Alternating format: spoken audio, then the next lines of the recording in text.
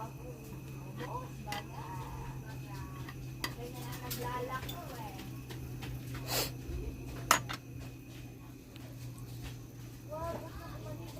yan guys.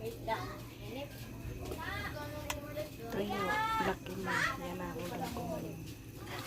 Ari, kain tayo. Sabayan niya ako pagkain. Sarap yan. Laki me, tuyo. Oh, yan ang ulam ko. Tuyo, laki me. Bagay pa yan. Siguro nakapanood nito.